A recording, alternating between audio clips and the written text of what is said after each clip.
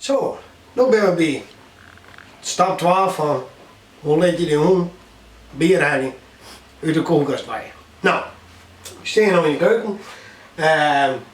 Ik hou wel bier in huis, maar ik had alleen maar flesjes. En die hoen die wil wel eens wat vallen laten, dus ja, ik had liever dat er meer bier helpt dat er blikjes helpt. Ik had nog wel een blikje energy drink. En het mooie is dat die hoen, ja, die weet eigenlijk geen verschil. Ik zit het verschil met, dus dat maakt niet uit. We oefenen hier nou met een blikje energy drink. Hoe krijg je die hoen? Als het goed is, ga je die hoen al apporteren leert en alles. Misschien ook wel net, maar ik ken heel makkelijk.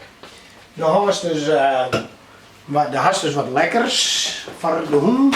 Zou ik het niet in, hè? Misschien horen mensen doos, maar zou ik het niet. Ik lees je lekkers, lees ik hier even wel. Nou, je weet in ieder geval dat je wat lekkers is. Ik van de tafel, je kunt hem meedoen. Nee. Kom maar, hier, kom. Zo. Soms was het blikje net echt in het bek halen of zo, maar dan was het een beetje mijn omjaatje.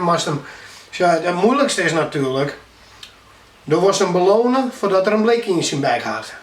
Maar als hem een brokje had, liet er een blikje vallen. Dus dan was meer, maar ze maar stimuleren. Dus het blikje in de bek, haast die bek dicht, dat er wat langer bij had, dat is goed zo. En op een gegeven moment, dus gewoon zo, dus in de bek, zo. Hou vast. Kom. Los! Goed zo, jongen, wat een brave hond. Prijs de hond. Goed zo, jongen. Goed gedaan. En die hond denkt, oh, ik heb wat goeds gedaan. Ik krijg een brokje, oh, wat ben ik grutsk op mezelf. De baas is een grutsk op me. Die hond die krijgt een goed gevoel voor hemzelf. Dat is heel belangrijk. Dus dan had ze hem dus leert van iemand het blikje naar die tap brengen.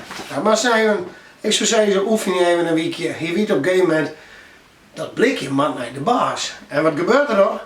Krijg je lekkers en de baas is blij en ik ben blij. Dat is positief. Kom maar, krijg de volgende stap. Hè? Zij is die hond. Zit. En hij weet nou dat het blikje dat mag naar die taart zit. Blijf. Maar dus dan, je naar de keuken. Lijst het blikje de del, of 6 misschien kan. Zo, je wil al. Je wil al, maar je gaat oefenen. En dan zei ze, bier. Kom maar. Goed zo, jongen. Denk erom, bij elke oefening, als er naar die tang komt, kom maar, bier. Dat wordt bier. Dat is heel belangrijk. Nee, los. Zo, zeg daar rollen. Zit. Oké, dus nu kan die hoen dus bier naar die tap brengen. Dan gaan we verder naar stap 3.